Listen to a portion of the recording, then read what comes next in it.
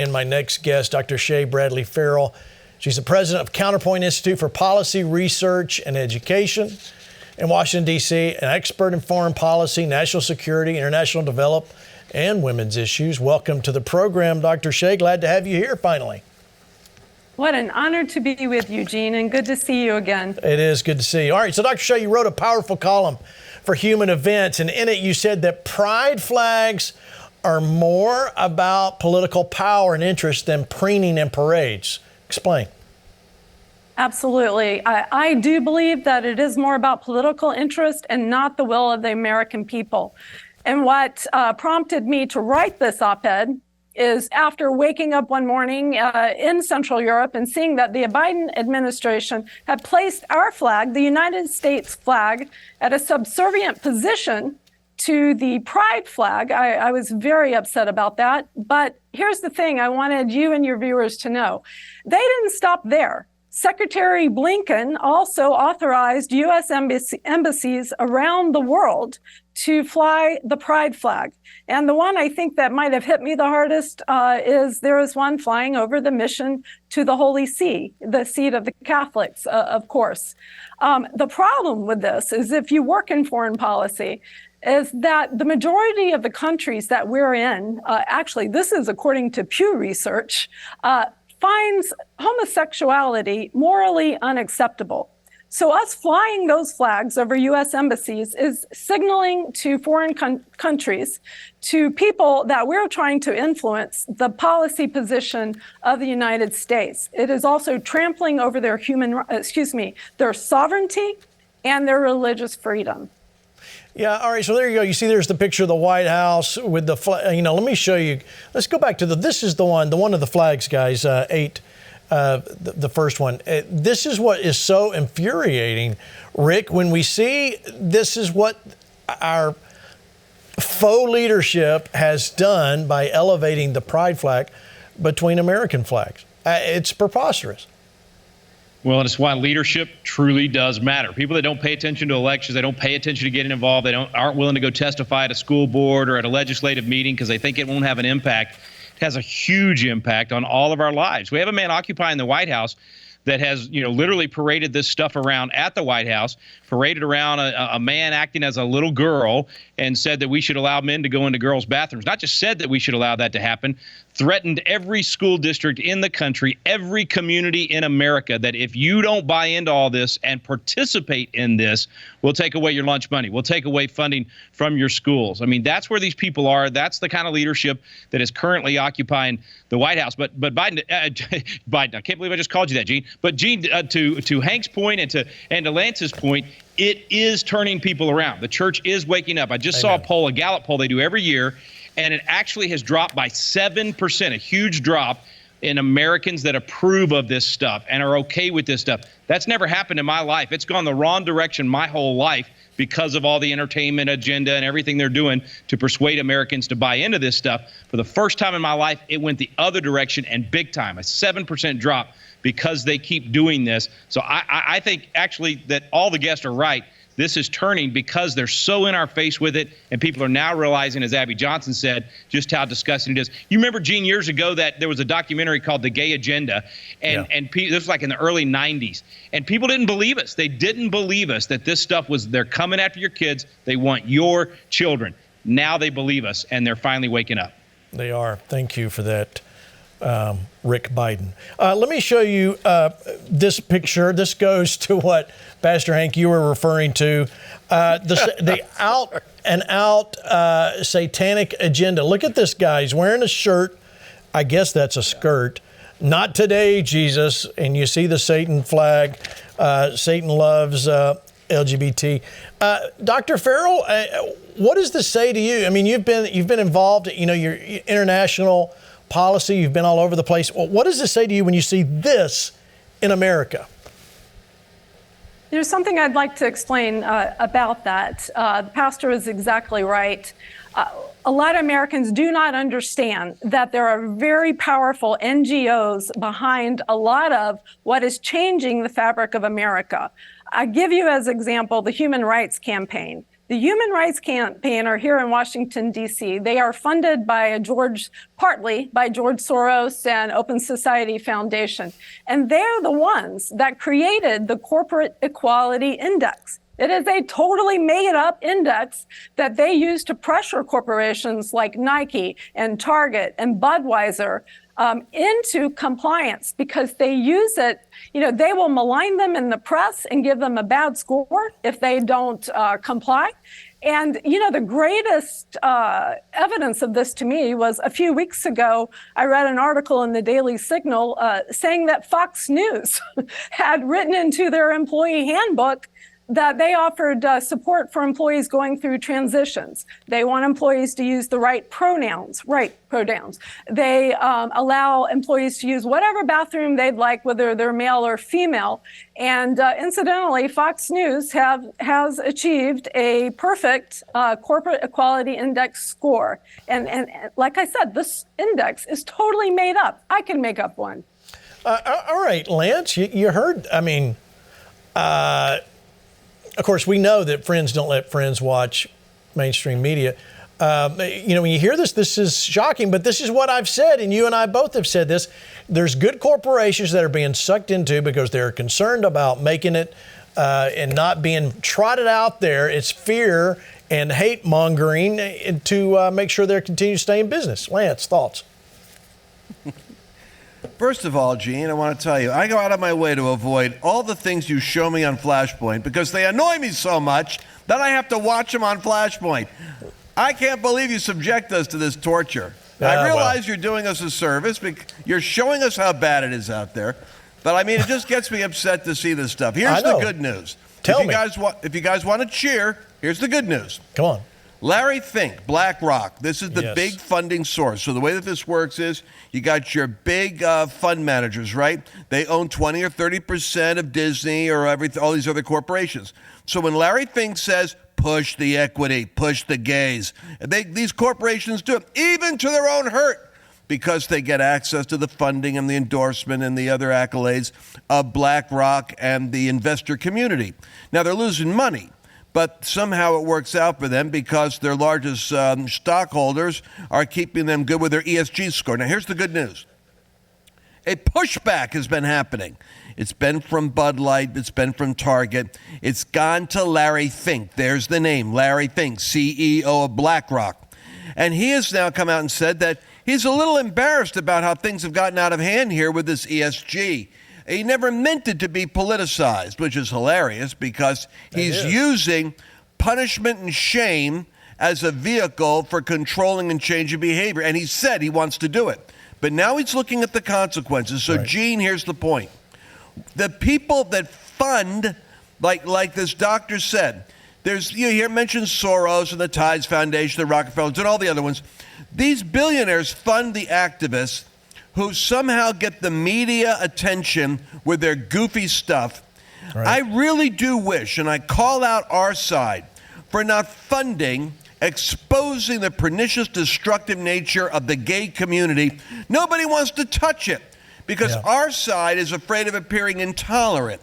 See, on the right, we have guardrails. We don't want to be intolerant. On the left, they have none. And that's the good news. They're going over a cliff now. But we aren't really talking much about exposing their agenda. On Flashpoint we are. This should be thundered from all media outlets across the country. We're going to have to put our money into raising our voice. That's good. Yeah, you're absolutely right. And we've been saying it for a while, and that's exactly where we need to come. Let me show you this. Speaking of this exact topic, Walt Disney estimated to have lost a stunning $890 million in the last 8 studio releases, including Little Mermaid, Elemental, according to a box office analyst. When you see this, Pastor Hank, this is, of course, these are all focused towards children, the younger audience, and parents and grandparents taking their younger kids. And so you're seeing a lot of people walk away from theaters and Disney and everything else. But what's astounding to me, now I'm starting to sound like Lance. What's starting to me is that $890 million has not affected what they're doing yet. They're still doing the same thing. So this is the level and the level of commitment. Going to what Lance just said, we have to have a higher commitment standing up for what's right than what these people are. Go ahead, Pastor Hank. Okay, if we're going to see, first of all, the fire of God come and deal with this insanity that is coming from these that are, perpetrating evil and pushing really for, I believe, what ultimately this homosexual agenda is to lower the age of consent so they could have their way with children and nobody has any say about it. And really that's what they're after. They are telling you what the devil's agenda is. They're after the children. They're after the kids. But when the church is silent, when pastors are silent, this is the result that happens. We leave up any kind of moral interpretation, legislation, standard to those who have none. And we have to have no gray areas. To your point about Disney, think about this, Pastor Gene, how many people, I'm not watching any more of the movies that Disney's putting out, but yet they still keep their vacation resort and go down to Disney Resort and continue to funnel their money so that they can continue to produce their trash. And Christians, we need to, or if maybe you don't identify as a Christian, but you're a moral person that's watching, we need to stop funding them. And here's why. Genesis 19, when they pushed their homosexual agenda against Lot, and they came to his house, they threatened him, all the things that the community tries to do, the violence that they carry on, the threats and so forth. Lot, think about this, was willing to send his virgin daughters out to these men. And you know what? The angel of the Lord had to step in and pull his daughters back from a perverse culture and danger. And parents, it's your job. Pastors, it's your job. And those of you that identify with Christ in the Bible, it's your job to speak up and speak out and protect the children from this nonsense. And it starts with choices. And right now, as long as we continue to fund and pick and choose what we like and don't like, we're never going to continue to send the message that they really need to hear at a higher level. It's true. It's true. And we're going to have to stay tenacious in our resolve. Now, since you led into this, I'm going to read this, and Dr. Farrell, I want you, this is like a 120-page report. The 8 March Principles for Human Rights-Based Approach to Criminal Law Prescribing Conduct Associated with Sex, Reproduction, Drug Use, HIV, Homelessness, and Poverty. Now, here's the thing. When you get over here into number 16, number 17, talking about consensual sexual conduct, it says this: sexual conduct involving persons below the domestically prescribed minimum age of consent to sex may be consensual, if not in law. Explain, Dr. Bradley, what is going on here? Gene, that is unexplainable. What I do know is the liberal left has taken the phrase human rights and turned it into pretty much anything. Real human rights like religious freedom, freedom of speech, freedom of conscience have been conflated over the past decade, I would say decade and a half, with basically anything you want to do becomes a human right. Pastor Hank was correct, but or maybe it was Lance. Sorry, I want to about the funding of these things. But I want to point this out. We also need to hold accountable our representatives. So I hope that your listeners will do that, because the Biden administration is funding in the tune of millions, probably billions of dollars, pushing an LGBT ideology overseas. I have pastors, I have high-level senior officials from governments come to me and say, can you help us? Because your government is bringing something into our country, this LGBT ideology and abortion funding, abortion access into our countries, and they don't want it. And to go back to the children, which you were just talking about, I'm assuming Biden is doing it also, but I don't know this for sure. But I know for a fact that the Obama administration was putting things like Purple My School in Asia, in many countries around the world, that was teaching school children a cultural acceptance of transgenderism. Now, you mentioned this earlier. During the Trump administration, I was trying to tell people, the conservative movement, the Republicans, Christians, Congress, that the LGBT crowd are serious, and this transgender thing is about to do a downslide, and we're not going to be able to push it back uphill. And that's what we're seeing right now. But we can hold our representatives accountable, and people must know that your U.S. tax dollars are being used to fund this kind of stuff overseas. And we could spend a whole segment also talking about how we are funding organizations that perform abortions as well. Well, speaking of healthcare, let me show you this. Rick, I want you to get your Secretary Javier Becerra says the administration knows gender-affirming care is healthcare. Watch. Validated care, but it also keeps people healthy and it saves lives. And so we're out there. We're gonna do everything we can to make sure that we continue to offer Americans the health care that they have a right to get, and that includes gender-affirming care. So can you give us some behind-the-scenes insights into what, I failed the last time, so I'm going to try again, into what the Biden administration plans to do to support those actions? Well, we have issued some guidelines that say that a provider who receives Medicare funding, Medicaid funding, must be prepared to offer gender-affirming care. We unfortunately ran into a couple of circuit courts that said differently, and so we're now in the process of having to work under those rulings. But we're not going to stop everywhere where we have an opportunity at the federal level. And again, I go back to yesterday's conversation where we don't control health care. We don't control how gender-affirming care is provided or if it is provided. But where we have laws that require you to fulfill your obligations, if you want that Medicaid dollar to come to your state, we're going to make sure you check the box. Okay, so Rick, the thing that stands out to me that is, of course, this is horrible what they're talking about, but notice the tie-in back to Medicare and Medicaid. They're forcing this issue. So you may want your doctor. It's the same sort of approach that we're seeing with ESG and even DEI of pressuring these companies. Now they're pressuring the doctor. You want to get this money from Medicaid, you got to do this. Rick, this is not a good trajectory that we're on right now. Well, it's also a good reminder of the proper role of government. And when government gets outside of its lane, it's a curse. When it's in its lane, it's a blessing. As you know, as we've talked about, all of this healthcare stuff at the federal level is absolutely unconstitutional. The founding fathers would be shocked to know that we're even having this conversation tonight. I will say the man you just showed should be getting prosecuted right now for blatantly violating the emergency authorization statutes when he did not tell people of the negative effects of the vaccine, nor would he allow for the other treatments to be told when the law required it in order to have an emergency authorization. Different issue, but I'm just telling you that man blatantly violated the law. I do want to say to Dr. Bradley, don't worry about getting confused between Lance and Hank. They're a two-headed beast of truth. I can never remember which one says what. Happens to me every time. And they said a lot of truth earlier, but then Gene came back with the exclamation point when he said, we have to actually be, what was the word you used? Persistent? No, it wasn't persistent. I can't remember what the word was. Tenacious. That was it.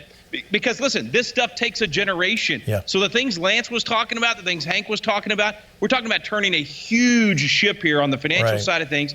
And these people aren't going to change their positions overnight. We got to stay in this fight for a long time. And that means making these financial decisions, even when it hurts us, and being willing to give up things we enjoy, give up things that are convenient for the long haul, for the big picture. It's for our kids and grandkids, and that's the way we got to approach it. But the constitutional lesson for tonight is the government at the federal level should not be involved in healthcare at all. When they are, they do these kind of things. They're going to be blackmailing your doctor in your community to offer these things or else defund them. All right, so Rick, I know you're the one person who's really, well, Lance too, even though he's a transplant. Let's talk about Texas, because listen, there's something, and I talked about it this weekend, and I did not make this connection until just tonight. March 6, 1836. This is a plaque outside the Alamo. It's called The Line. And you say, what happened at that? Colonel William Barrett Travis called 186 men of his command together for one final time to apprise them of hopelessness of their situation. Basically, he says, if you read on down, courage, therefore choose. He extends the invitation. If you want to take the ultimate step to live and die for freedom. Those prepared to give their lives in freedom's cause, come over to me. Basically, all but one saved, all but one crossed the line and marched into eternal glory. They all passed away. Now you think, well, Gene, that's not really encouraging here. I'm not saying we got to go into glory because we're fighting the Alamo. However, they crossed the line. There was a point where they said, I'm not taking this anymore. No, I'm going to stand up for what's right, no matter what it costs me. You can go back to the 56 signers, the Declaration. You understand all of that. We've got to have the forthright intestinal fortitude that these gentlemen had, and even Colonel William Barrett Travis and 186 men of the Alamo, to be able to go, you know what? I'm crossing the line. I'm not going to step back. I'm going to stay in tune and do what's right. Rick, please, come on, talk to me. Well, man, every time, in fact, this weekend when we were at Hank's church, every time you would talk about where's your line in the sand, all I could think about was that brass line that's in front of the Alamo right now to commemorate that moment. And the fact that William Barrett Travis, anybody out there that thinks they're not in a position of leadership or can't do anything to change, the guy was 27 years old when he led our troops, when he made that decision, when he gave that speech, when he fought and died at the Alamo. And there were 32 guys from Gonzales that fought their way into the Alamo knowing they were probably going to die for liberty. And just like you just said, we're not asking people to march out in arms or any of that stuff. We're asking them to live for freedom right now, not die for freedom, live their freedom, make their choices, use the power that God's put in their hand, use the tools that God's put in their hands. But you've got to know where the line in the sand is. And you got to understand we are in a culture war right now for the heart and soul of America, and our children and our grandchildren are the ones that are either going to pay the price or enjoy the benefits. I don't even ask people anymore, what's your freedom worth? I say, what is your child's freedom worth? What is your grandchild's freedom worth? What are you willing to do to make sure we don't lose this thing? And we are teetering between liberty and tyranny. And every little thing that you watching right now that you do, every little thing that I do, that Gene, Lance, everybody on this program does, can be the difference maker to push us back into liberty and away from this tyranny. But that's why this show is so important. Everything the guys have said tonight, everything Dr. Bradley said tonight should make it crystal clear. This is a line in the sand. They will not take our children. As the new movie Sound of Freedom says, our children are not for sale. We've got to remember that. And it's not just the sex trafficking. It's these people that are trying to take your children at school by taking their minds and taking their hearts. So good. All right, we're going to go to the break. Before I do, Dr. Shea, I know we have to let you go here. I want to give you the opportunity. Final comment. I know you travel the world. Most of the time I see pictures of you that you're not in the United States. So I want to understand, maybe as you leave us, tell us, how do we look to other countries that are dealing with the same issue? Oh, Gene, I'm embarrassed often when I'm traveling right now because we've become in many ways a laughingstock, and that pains me to say it because I am a true patriot from a long line of military service people. But we've become a laughingstock when our military is hosting drag queen shows instead of having good foreign policy, sound foreign policy against China. In Ukraine, there doesn't seem to be any sort of foreign policy in the Ukraine war. Where does this end? Pulling out of Afghanistan. So many things are happening, but they think we are obsessed with the topic that we have been talking about tonight. I have tried to be a bit of hope, talking to people and let them know that Americanism is not about gender identity. Americans are more than being defined by sexual preferences, sexual desires, and I try to give them hope. And I agree. We are, the desire for freedom is so strong. You find that in Hungary as well. They were under Soviet Union occupation for 46 years. But you reminded me just a minute ago that where the Spirit of the Lord is, there is liberty indeed. Amen. And Amen. And I watched the Flashpoint where Kenneth Copeland was speaking, and he reminded me of something, that this nation was committed to the Lord by George Washington and our first men in Congress there. And I got to tell you, I needed that encouragement. And he said that we have to remind the Lord about that commitment, which just opened up my heart. So my husband and I prayed right there then, and we reminded him of his commitment to us, which gives me hope. Because I got to tell you, being in Washington, D.C. like we are, it can get discouraging. So I just ask that you guys pray for us, pray for me, Counterpoint Institute, and my husband at Judicial Watch, because we are on the front lines with you guys, and we really need your partnership and your prayers. Amen. You've got it. We will, and we'll keep praying for you. Thank you, Dr. Farrell, for being with us today. All right, we're going to take a break. We come back. Carrie Lake Live is going to check in. We're going to find out what's the latest. Don't go away. We'll be right back.